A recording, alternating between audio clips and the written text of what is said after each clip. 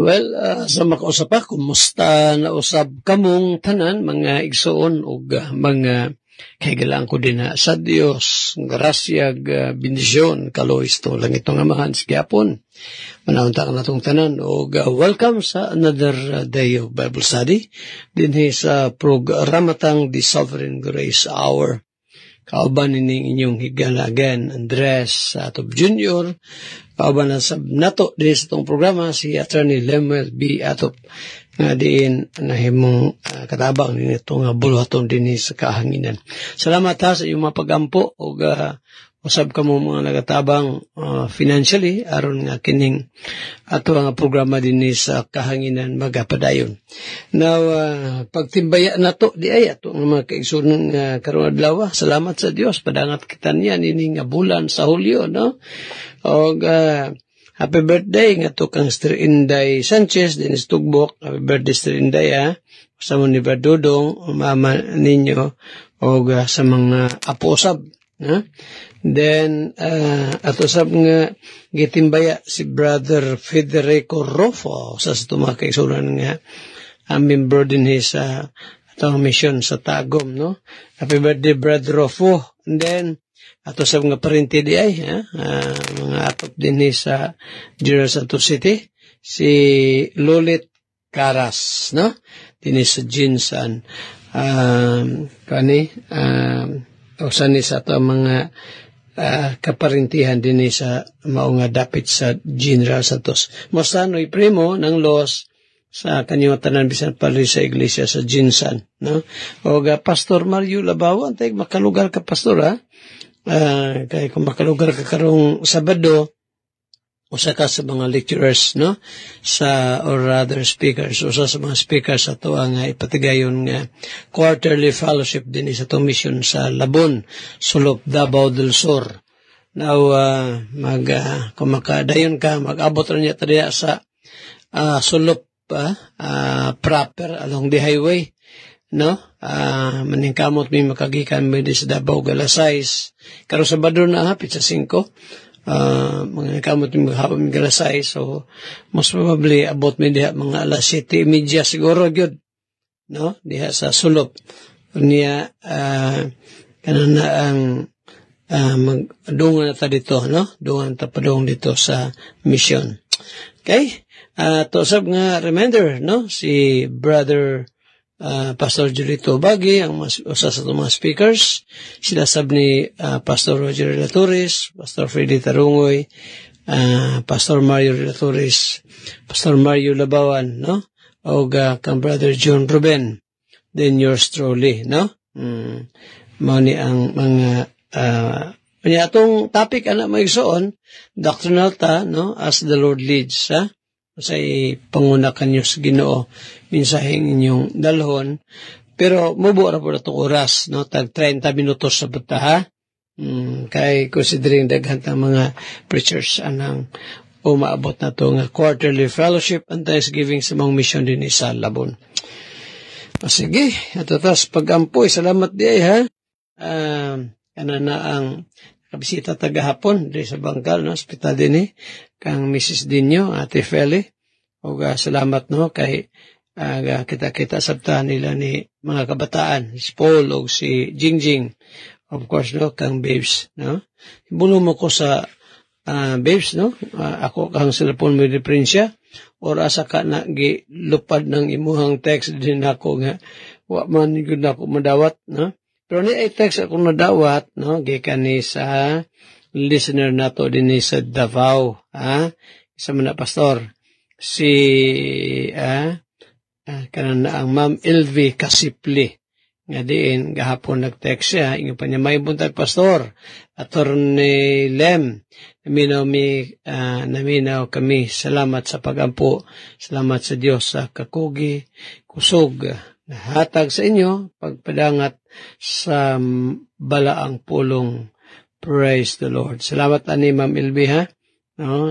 Yes, makahatag yung encouragement kanang inyong mga text bitaw. Nga, na mo dihang gabaminaw o ganahin mo panalangin ng atong programa. Niapoy kang Dres GSIS, no? Kang Ma'am Ness, thank you, Pastor, for including me in your prayer. Welcome, ma'am, ha? I never miss your program. Praise God for Attorney Lemuel Atop.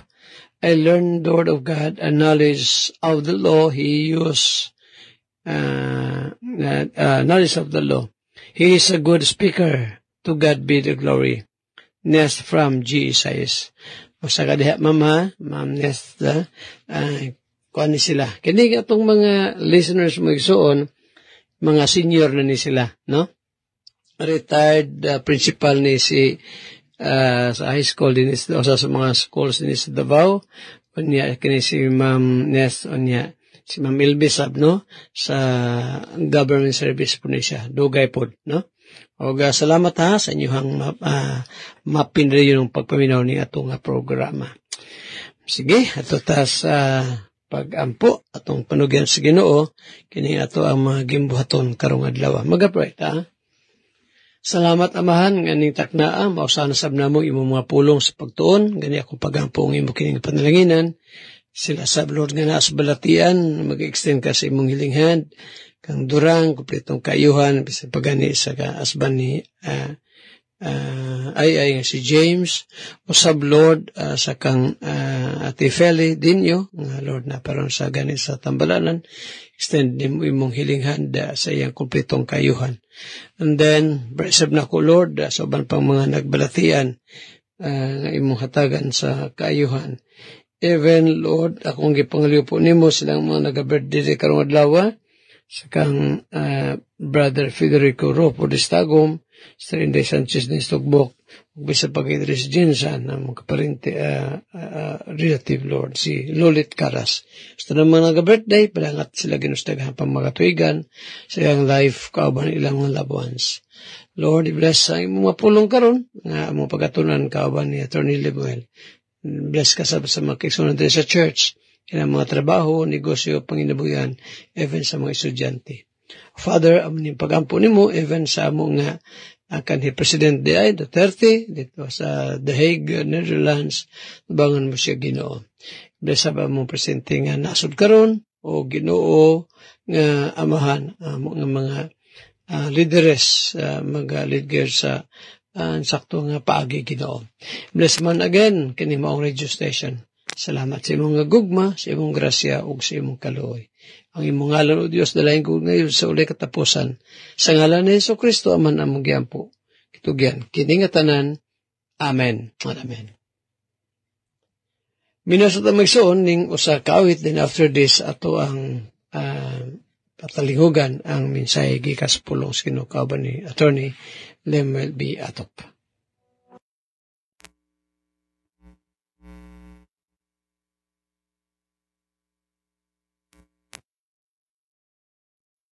Okay, salamat sa Ginoo mga kaigsunan ini taknaa sa kabuntagon din sa makausapa ato na sa mga mapaminawan ang pulong sa Ginoo pinagi sa iyang mga alagad usab nga magapadayon usab nga magabahin-bahin sa iyang mga pulong aron na kini atong mapaminawan ug padayon nga madasig kita mga kaigsunan diha sa Ginoo.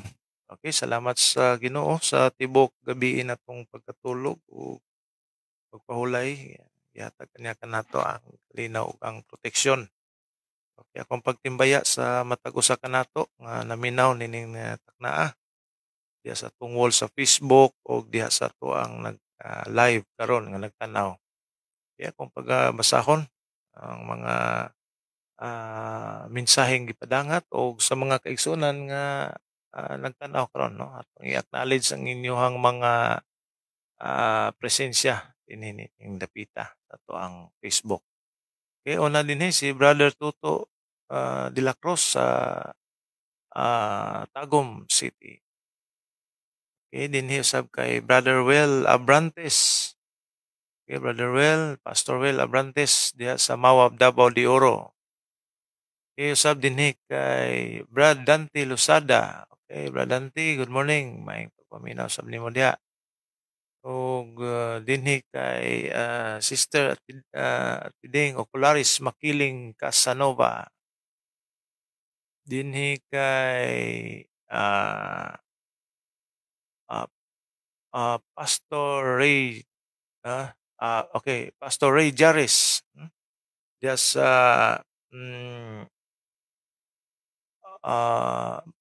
Sovereign Grace Landmark Baptist Church sa Lupon.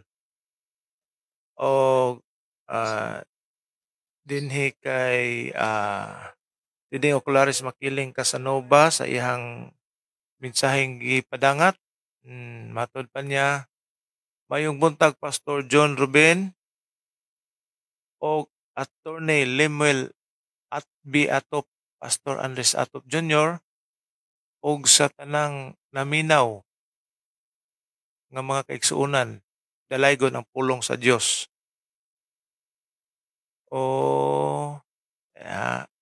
Amen. Okay, salamat. Diding sa imong mensaheng ipadangat usab. O dinhi kay Pastor John Valentin sa Sovereign Grace Landmark Baptist Church sa Lupon, sa Kitubod, Libungan, Cotabato. Okay, salamat sa Ginoo mga kaigsunan. Nining usa ka wonderful day nga padayon lang sa nato nga mapaminawan ang pulong sa Ginoo kay lagi nini padayon siya nga nagahatag kanato sa mga kalipay.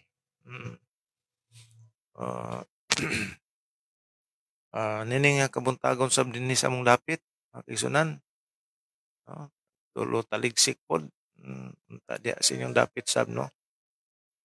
Karon na mambun-ambunan usab niya itong mga tanom. Okay. Moto mga kaigsunan, salamat po kayo sa tanan. Ay mapaminawan na to again ang pulong sa Ginoo. Og diha kay brother and sister Joel Masulong sa Manuel Peralta, Malita, Davao Occidental. Dayon nga nagapaminaw sab nini ato ang programa, and then hook up sab through the radio handset aron sa mapadangat ang kinigitawag na to og mensahe ngadto sa ato mga kagalaan og kamiguhan silinganan diya lapita sa may Manuel Peralta. Okay, mga kaigsunan, akong ibalik ang panahon kang Brother Attorney Lemuel Atop.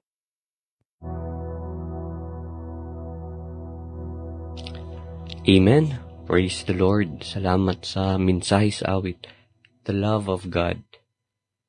Kaning nga kanta to ning makitaan sa to ang hymnal. No? Ang gugma daw sa Ginoo, it is so great, it is so immense that even human words or writing instruments are too small. No? Even if isulaton pa, gamiton ang tibuok pen, ang tibuok ink, gamiton ang sky as parchment, or ang dagat mooy himuong ink, dili gyapon masukat ang gugma sa Ginoo, and it is true. Sige, the love of God. Sige, maigsuon atong ipadayon ang ato ang pagtuon sa pulong sa Ginoo, adto ta sa ato ang meditation na nakita karon sa Proverbs 17 verse 6. Proverbio kapitulo 17 versikulo 6. Proverbs 17 verse 6. Ingon diri, children's children are the crown of old men, and the glory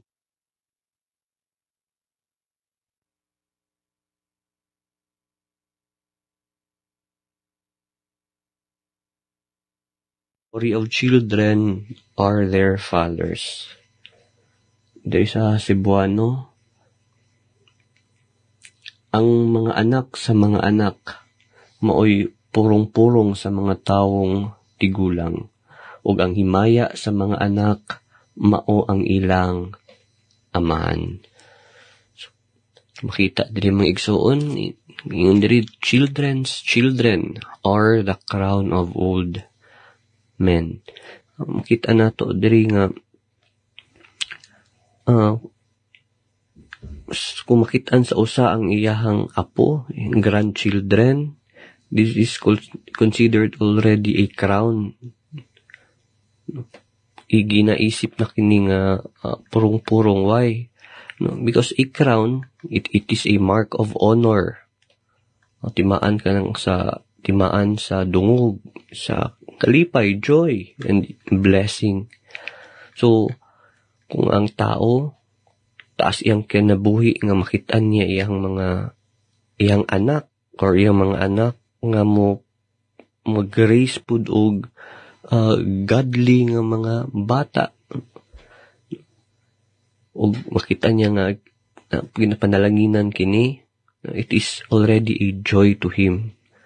So gina-presume diri sa Proverbs nga ang pagpadako niya siyang anak, it is with honor and integrity. Nga kung giunsa niya pagpadako iyang anak with honor, with integrity, mao pud ang i-apply sa iyang anak ngadto sa anak siyang mga anak, so sa iyang mga apo. Makita niya nga na siya'y confidence nga i-apply ang iyang ginabuhat. That is why it is a crown of glory ingon pa diri sa Biblia. And then second phrase at ang verse, Proverbs 17 verse 6, and the glory of children are their fathers. Igsoon, ang mga bata, they look to their fathers for identity, strength, and even guidance. Diba, kinimdum ta itong gagmay ta, if naato ang papa, we feel protected, di ta makulbaan. Muna ang anak, ang mga bata, nagatanaw na sa ilahang amahan, isip maong haligi. They are the fathers in the sight of the children. Sa pagtanaw sa mga bata, mo ilang garbo, haligi.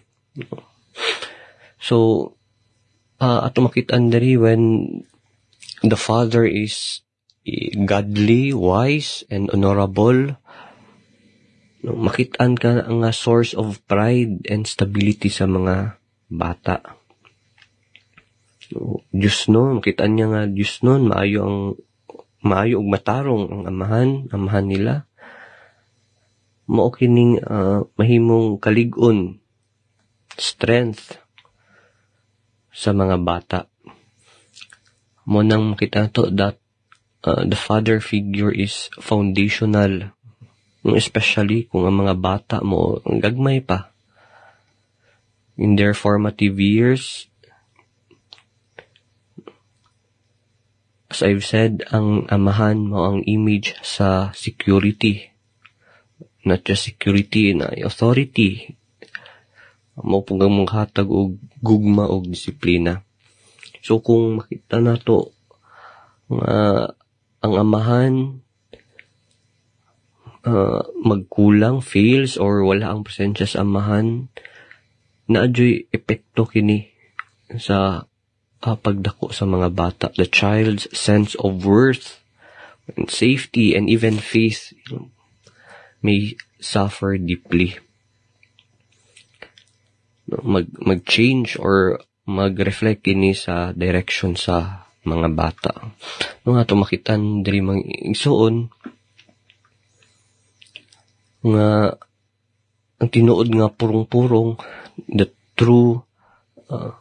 true crown, dili necessarily material nga butang,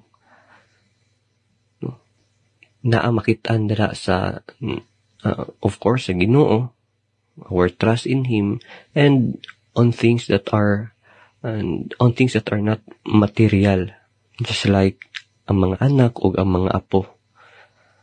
Of course, mga igsoon nga ato pong i-consider nga ang mga anak o apo nga nagatuman sa Ginoo, Kay kung naghatag og labad sa ulo, well, that is already not a glory. That is not a crown.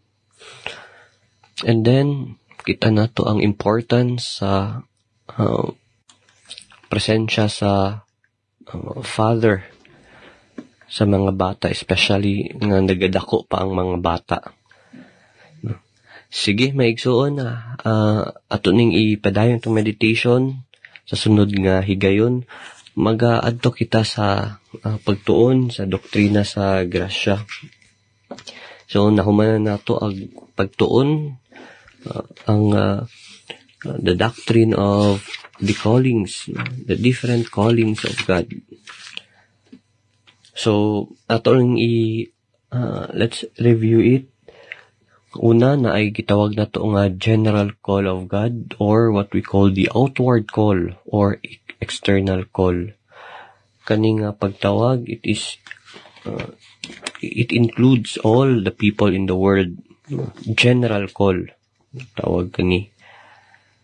Universal in its scope. So kaning maong pagtawag, makitaan kini, makitaan kini sa daghang mga paagi. Una, pinaagi sa mga buhat sa Dios, no, through the creation of God. And then pinaagi pud sa pinaagi sa providence, no, kanang itawag nato nga Dios nung paigo. Mag-manifest pud kini pinaagi sa pagwali sa maayong balita, no? The preaching of the gospel, Mark 16:15. And it is also manifested through the renewed life of a believer, no? Pinaagi sa nabag-ong kinabuhi sa usa ka magtotoo. Atong makitaan pud diri maigsoon that kaning tanan nga mga manifestations of the general call are of no avail. Wala kini pulos kung walay buhat or gawas lamang kung ang Espiritu Santo mahimuot nga magapatuman ini diha kanila. It is of no avail without the Holy Spirit effectively working in man. And then this general call, it is always resisted. Kuan jud ni siya, kanunay nga ginasupak sa tao kining maong klaseng pagtawag sa Dios. So that is the general call of God. The next kind of call is the effectual call of God. So usahay ginatawag kining inward call or irresistible grace. So unsa man kining kinaiyahan sa malampusong pagtawag sa Dios. What are the characteristics of God's effectual calling? Una, the effectual call is of God and of man. No? Trabaho kini tanan sa Ginoo ug walay labot ang tao niini. And then ang effectual call is of God. The effectual call of God is powerful, unbeatable, and irresistible. Meaning, or nagapasabot kini nga maong klase nga pagtawag, gamhanon, dili mabuntog, o dili gayud masalikway. Nagatong isa-isa mga verses niini. And then, another characteristic is that the effectual call of God is special and personal. So, dili ni siya general. Pinasahi og personal kini nga maong pagtawag. Now, ato pong nisigutan ang resulta, the effects of God's effectual calling. Unang epekto, the effectual call creates in the sinner a genuine willingness to come to Jesus Christ for salvation. Pinaagi niining maong pagtawag ang makasasala, makabaton og usa katinuoray, genuine nga tinguha sa pagduol kang Ginoong Hesukristo sa iya alang siyang kaluwasan.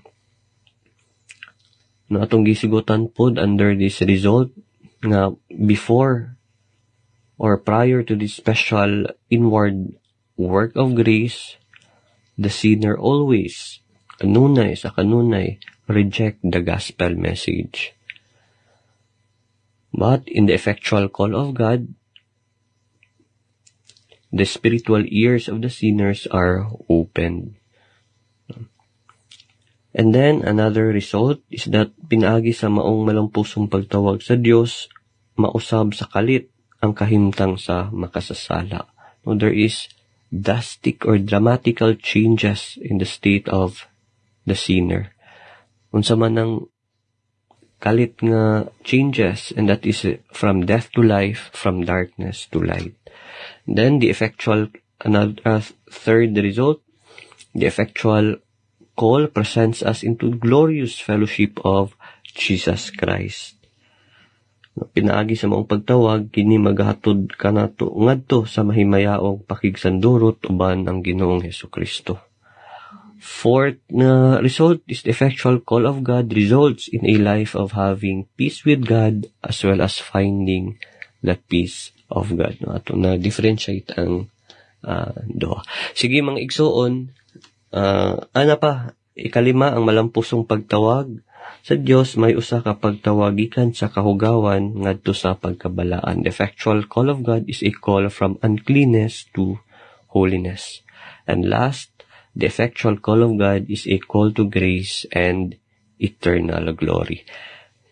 Sige, ato ning ipadayon, magtuon tag another concept under the Bible or doctrines, no, sa sunod nga panahon. Wala antay oras, kini inyong kauban, si Attorney Lemuel Atup. But before ending, kung kamo dili pa sure in salvation, the Bible says, repent, believe the gospel.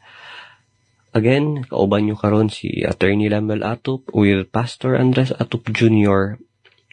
Magaingon ang Diyos, magapanalangin kanatong tanan. Daghang salamat. Okay, salamat sa Ginoo. Once again, mga kigsunan, sa mga pulong sa Diyos nga gidumalahan siyang sa usab ka alagad, si Brother Lemuel and Attorney Lemuel Atop. Okay, mga kigsunan, salamat yung kayo sa grasya sa Ginoo. Naghatag ka nato kasiguruhan diha sa mga pagtulunan, kaluwasan. Gihan-ay gyud sa Ginoo ang tanan. Dili gyud kasukwahi ay ang mga pagtulunan basta gikan sa Ginoo. Nakahan-ay og dunay kalinaw. Walay mga kaguliyang kagubot. Okay, mga kigsunan, ako ang padiyunan sa pag-acknowledge o pagbasa sa mga mensahe kung doon na pa'y gipadangat. Idini kay lasta kay Pastor John Valentin. Yes, pastor, no? Si Pastor John Valentin sa Kitubod Libungan, Cotabato. Dinita kay Sister Telms Ispisor nga nagtanaw sa tuang programa karon. Okay. Dini kay Sister Maricel Humawan Kilapyo. Tanaw sa tong live karon sa Facebook. Dini kay Ma'am Milagros Kilapyo. Again, Davao City gyapon ni si Ma'am Milagros Kilapyo. Kumusta ko ma'am kay husband nimo? Kang Brother Tony Kilapyo sa dinita kay Sister Eileen D. Sirira Hila. Nakatanaw sa tong live karon. Good morning nimo diha, Sister Eileen D. Sirira Hila. Dinita kay Sister Susan Mara. Sister and Mrs. ning nagapaminaw karon.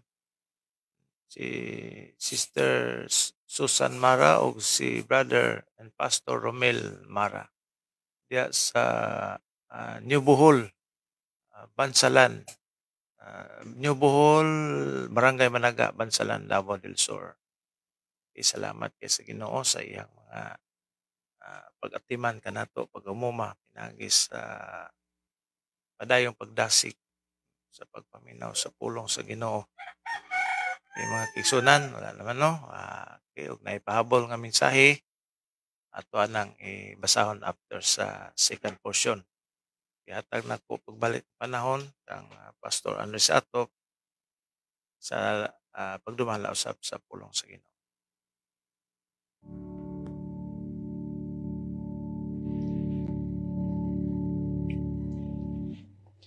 Amen, amen. Praise God, praise the Lord. Salamat sa maong mensahe sa awit. Atong meditation maigsoon for today. Sige, atong tanawon din sa book of Proverbs, chapter 14 ta, Proverbio kapitulo 14 na ta, no? Then, gahapon atong niskutan tong verse 11, the house of the wicked shall be overthrown. Laglagon Ginoo ang panimalay sa mga daotan. Apan iyahang pabarugon, iyang palambuon ang panimalay sa mga matarong. Sa nindot kaigad, no? So, doon nagyoy worse, kanabang bili ang kinabuhi nga kahamutan na tubang sa Ginoo. Verse 12 ta, a very common verse for us, no? Ato yung kaunay ginakotlo ng versikulo ha. Proverbio 14:12, which Solomon said, there is a way which seemeth right unto a man, but the end thereof are the ways of death. Matapan ni Solomon, doon na kunoy usa kadalan nga daw matarong alang sa usa ka tawo. Apan ang katapusan din ni mao ang mga dalan nga tus kalaglagan. Ato makita diri maigsoon nung sa pagka-deprive sa tao, gahuna-una gyud siya ba nga ang iyang mga plano insakto. Nga di ay kung itandi sa Biblia, kung tanaw sa balang kasulatan, mali di ay. Na-remember na ko itong sa Genesis 11 maigsoon. Unsay gustong himuon sa mga tao dito sa areta sila verse, no? Chapter 11 sa Genesis, you know, gahuna-huna sila nga ilahang sakaon ang langit, pinagi silang paningkamot dito sa Babel. Ingon pa din sa verse 1, and the whole earth was of one language and of one speech. It came to pass as they journeyed from the east, that they found a plain in the land of Shinar. Onya, ingon din sila, and they said one to another, go to, let us make brick and burn them thoroughly. O himo sila katong kanabang yuta magsoon. Himuon nila kanang usa ka ingon pa rin no, magahi nga bato. Unya ilang himuon nga tore padulong dito sa langit. Una sa verse 4, they said, go to, let us build us a city in a tower whose top may reach unto heaven. Himo sila tower nga ang gitaas-on daw na musangko sa langit. Iman ka? Ngarami pong huna, abin na siguro kanang kay makita man lagi ng panganod doora. Isang panganod sa usunahan, makita na, pero luparan sa aeroplano. Pero di harap na kutob ng kanang makita na to nga panganod may sun, di harap din na kutob. Sobra pa. Pila gani ka unsa gani ka habugon ng aeroplano mo lupad? 10,000 feet? No, sobra pa. Mabora na 10,000 feet. 20,000 siguro. More than that. Kaya kayo, narabarik habugo ng langit. So, gano'n sila ilang kabuto ng langit. Mapula maigsoon sa atong panahon ron. Dagha mga tao nagtuo nga, ang kaluwasan, maangkon, pinagis paningkamot, buhatan ako niya kung kaluwasan. Uyawa tala ni, kaluyan ko sige no, maluwas ko, maghimok kog maayong buhat. Mawagin na ang common understanding, belief maigsoon sa atong palasukan. Pasaw na. Nga ang tao maluwas basta maghimo la good works. Pero mo ba na? Ang tabag, no. dili na higala. Dili maluwas ang tao pinagi good works. Mao ni kini atong gibasa ron. Proverbio 14:12. Dunay usa ka dalan nga gihuna-una sa tao nga tukma taba. Paagi. Insakto na. Apan di ay kining maong nga pamagiha padulong ngadtos kamatayon. Ang tao magson, hindi lang po kay maoray giplano sa tao nga maghimog kanabang kaluwasan pinagi good works aron malangit. Pati naghanap magson napay pundok. What I mean is kanabang pasakop sa pundok para maluwas. Na yung mga nagtuwa na. Bautismo. O niya, recently magson, gipapagikan sa atong church. Kini mga nagitudlo nga kaya ka makatuo sa tulip or else. Kung di ka makatuo, you are not saved. Ang kayang luwas katurigyon na katuo sa tulip. Ang himo nila nga savior ang tulip doctrine. Mo nigarbayan ni sila. Nalagyan na sa ilang booklet. There is a way which seemeth right unto a man, but the end thereof are the ways of death. Ug maato ni tagaan pagdugang pagtagad maigsoon kadaghan kaayo mga kamatuoran nga gikan ning maong gipamulong ni Solomon ato ang makatunan. Sige maigsoon nasugdan ta gahapon akong gi-emphasize to kung nakasunod mo tong paghisgot diri sa urang sugestong programa nga ang mga Baptists, kita nga klase nga Baptist, Baptista, kita nga mga Sovereign Grace, Landmark Baptist people, Sovereign Gracer, mga landmarker, mga igsoon, wata magtuo nga kita ning gawas gika sa Romano Katolikos, Catholic Church, nga duharabi ka klase nga Catholic Church, dunay wanay labot ng Tres Pilipinas kay kung iapil na to na tulo na. So sarag ng Katoliko sa una na divide niya itong 1054 AD tungod ni Michael Silurius unang naduha na Roman Catholic o Greek Orthodox Catholic Church. Pagabot Tres Pilipinas ang Roman Catholic doon ay nihawa o mao nang nahimo nga na ang PICC, Philippine Independent Catholic Church, o kini kang Gregorio Aglipayan Church. Catholic Church mo na, pero dili na iya sa Romano Katoliko. Dihawa ang founder na ika sa Romano Katoliko nga mao si Gregorio Aglipay ni atong santo igato pastor kang Aglipay 1901 man siguro. No? Gregorio Aglipay. Biya ko sa tanahon sa ato ang na ako ikopya na magsoon. No? Aglipayan Church.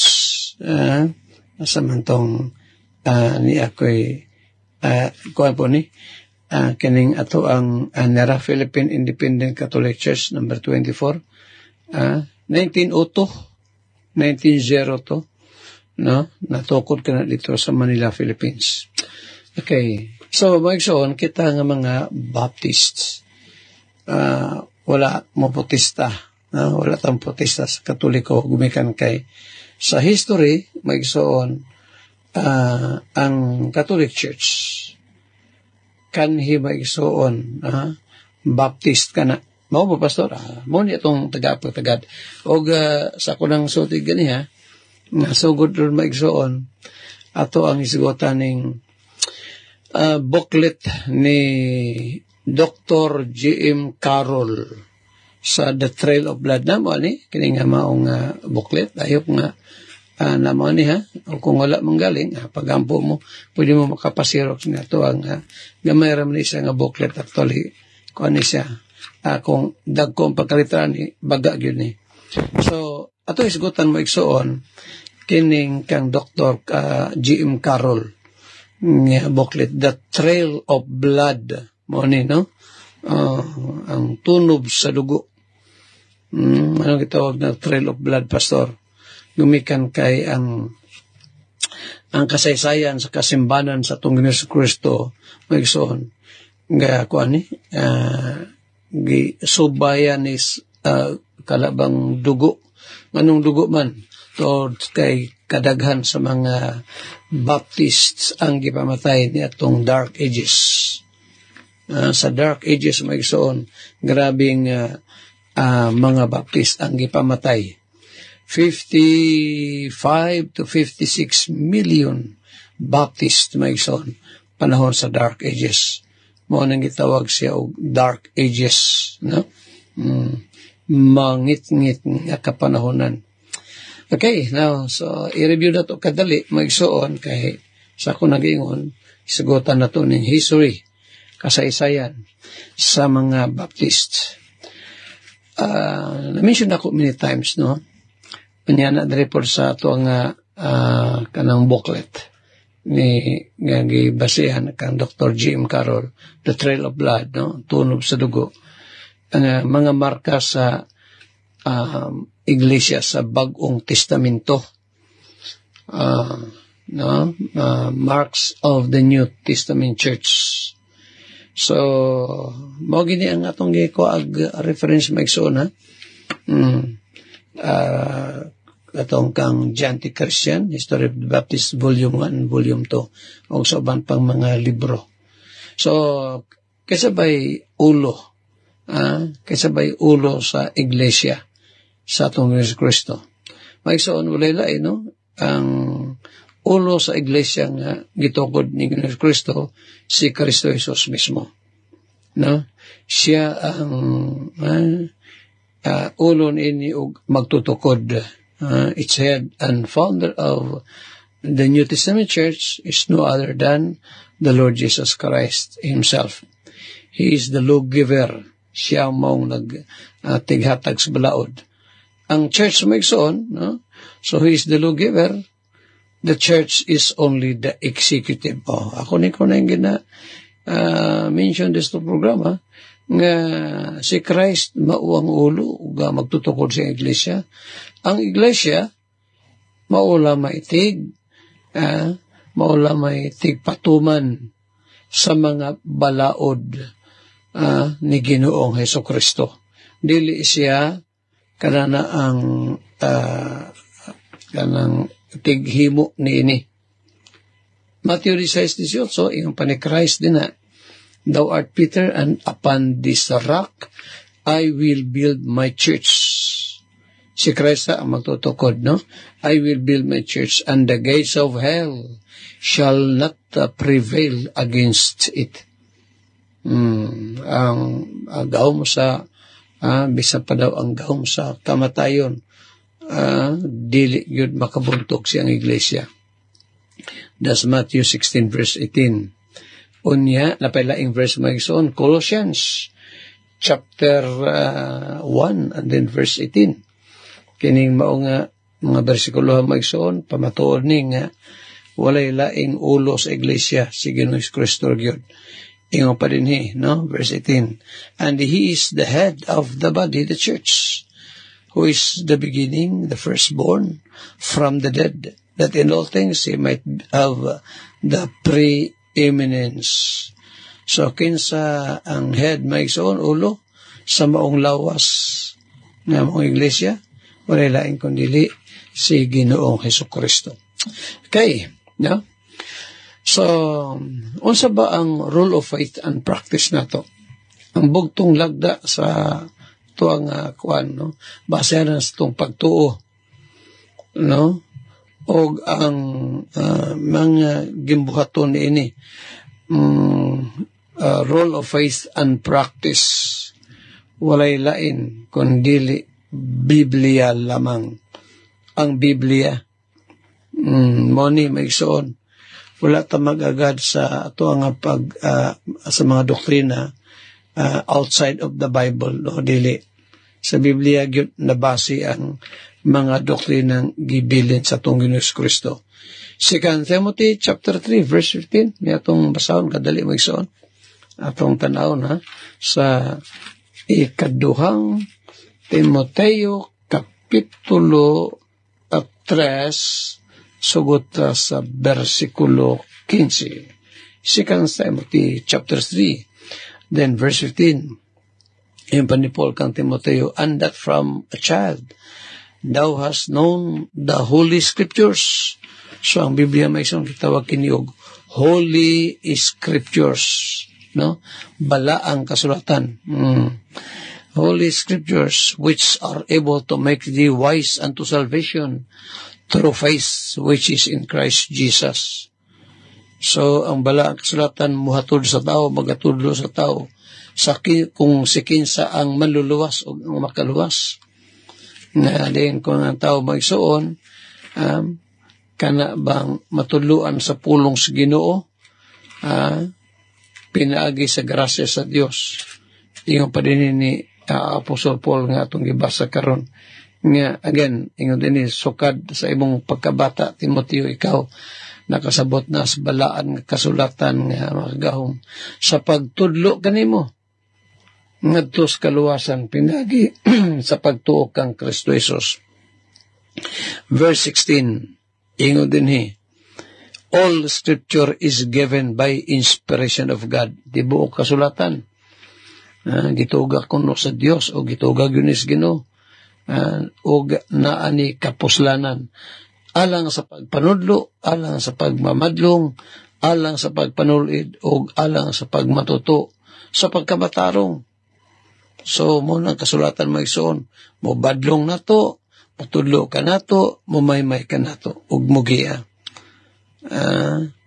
Aron daon sa